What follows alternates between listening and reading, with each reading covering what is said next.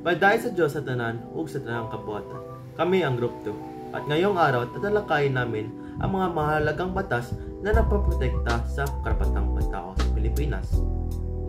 Sa dami ng hamon at isyong ikinarap ng ating lipunan, napakalaga na malaman at maunawaan natin ang mga batas na naglalayong tiyakin ang ating kalayaan at dignidad bilang isang mamamayan. Sa episode na ito, tutukan natin ang mga batas ng ito. Tara, simulan natin. Sa segment na ito, tatalakayin natin ang 4 na mahalagang batas na naglalayong protektahan ang kabataan at kababaihan laban sa karahasan. Una, pag-usapan natin ang RA 7610 o Special Protection of Children Against Abuse, Exploitation at Discrimination Act.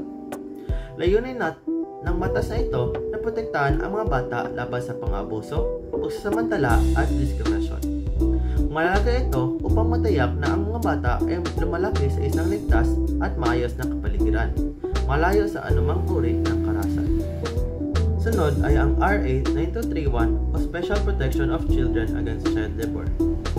Sa batas na ito, itinakda ang minimum na edad para sa pagtatrabaho at sinisigurong hindi mapagsamantalaan ang mga bata sa panganib na gawain. Sa pamamagitan nito, nakakaroon ng pagkakataon ang mga bata na magpag-aral at magkaroon ng mga mas magandang kinabukasan.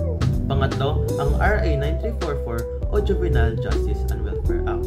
Nagbibigay ito ng tamang proseso ng hustisya para sa mga kabataang nakasala sa batas.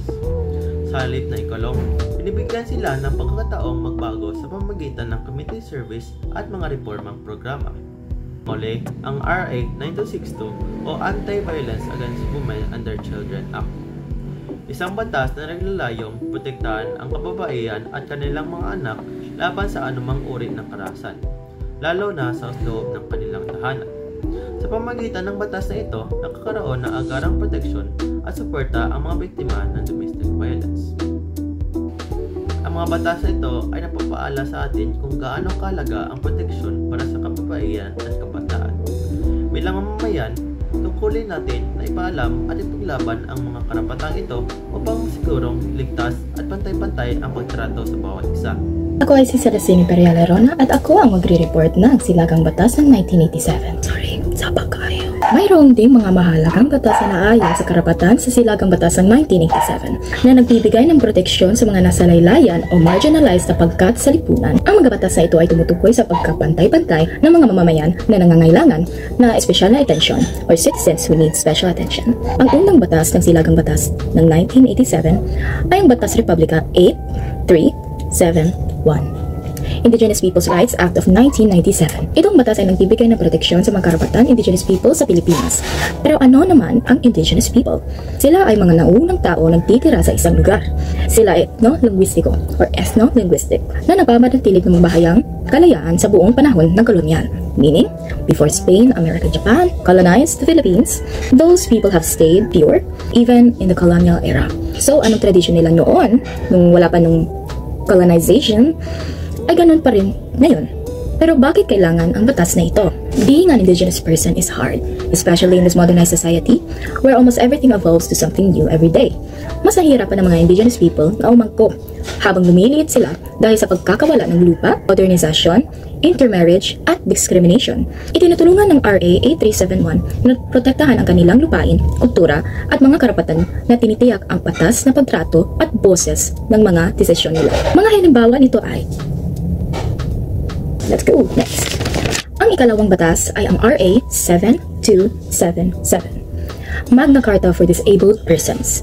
Itong batas ay nagbibigay ng garantiya sa mga karapatan ng mga taong may kapansanan o disability, tulad ng espesyal na proteksyon mula sa pag-aabuso at diskriminasyon. Ito ay binibigyan ng pantay na oportunidad sa edukasyon, trabaho, transportasyon at serbisyong pampubliko. Pero bakit kailangan ito? Ang mga PWD, people with disabilities, ay mas marupok kumpara sa mga taong normal sa pag-iisip o physical. These disabilities can range from mild to severe and can also depend on how much of an impact it can do to their lives. Ang mga batas na tulad nito ay masisiguro ang kaligtasan ng mga PWDs, makapagbigay sa kanilang ng pantas na trabaho, at makatulong ito sa kanila na magkaroon ng mas maraming oportunidad para sa kanila. Mga halimbawa nito ay But there's more. Ang ikatlong batas ay ang RA o Migrant Workers Act of 1985. Ito ang batasan ng tatag ng mga polisiya at nagsasaad ng nararapat na proteksyon para sa mga OFWs or Overseas Filipino Workers at kanilang mga pamilya sa ibang bansa. Layunin nito na bigyan sila ng legal na suporta, tulong pang-emergency at repatriation sa mga repatriation. It's a process of returning someone or something to the country of origin, allegiance, or citizenship. Ito ay nagbibigay ng tulong sa kaso ng pag-aabuso, iligal na pangangalap, or illegal recruitment, at hindi patas sa kondisyon sa pangawa. Itinataguyod din ito ang patas sa sahod, or fair wages, at tamang kondisyon sa pagtatrabaho ng mga OFW. Mga halimbawa nito ay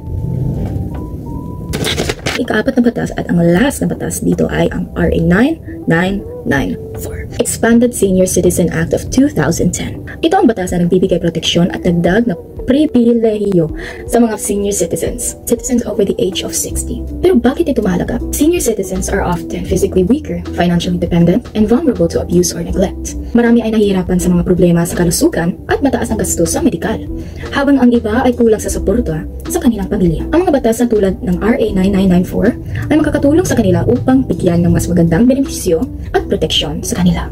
Mga halimbawa nito ay salamat. Goodbye. Ang RA 9346 o mas kilala bilang an act prohibiting the imposition of death penalty in the Philippines ay ang batas na ipinagbawal sa parusang kamatayan sa bansa. Sa halip, ang mga hatol ng death penalty ay napalitan ng habang buhay na pagkakakulong. Mahalaga ito upang maprotektahan ang ating karapatang pantao at maiwasan ang posibilidad na maling hatol.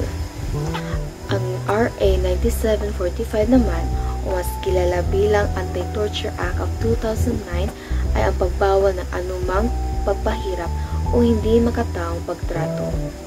Sa pamamagitan ng batas na ito, mayroong legal na aksyon laban sa mga lumalabag at may suporta para sa mga biktima. Ang RA 10173 o tinatawag natin bilang Data Privacy Act of 2012 ay naglalayong protektahan ang personal na impormasyon ng bawat Pilipino sa maling paggamit. Sinisiguro nito na hindi basta-basta maibabahagi ang ating impormasyon ng walang pahintulot na mahalaga lalo na sa panahon ng digital age. Ang RA 1053 o Anti-Enforced or Involuntary Disappearance Act of 2012 ay ang batas laban sa pilitang pagkawala o enforced disappearance. Ipinagbawal nito ang pagkawala ng sinuman nang walang paliwanag, lalo na ang mga aktivista at mamamahayag. Layunin nitong tiyakin ang pananagutan ng mga nasa kapangyarihan at maprotektahan ang bawat Pilipino. Ang Batas 10368 o tinatawag ni Human Rights Reparation and Recognition Act 2013 ay pinakikilala sa mga biktima ng karapatang pantao noong panahon ng martial law. Dahil dito ay nabibigyan ng hustisya ang mga biktima nito. Isa sa halimbawa na naibibigay na tulong ng batas na ito ay ang pagbibigay ng suporta at hustisya sa mga biktima nito. Ang batas na ito ay pinasa sa Kongreso ng Pilipinas ni Pangulong Benigno Aquino II noong February 2014. Para sa aming grupo, malaking tulong at importante ang batas na ito dahil natutulungan nito ang mga nabiktima ng pang-aabuso noong panahon pa ng martial law. At dito nagtatapos ang aming presentasyon mula sa pangkat 2. Sana ay may natutunan kayo mula sa podcast na ito. Maraming salamat.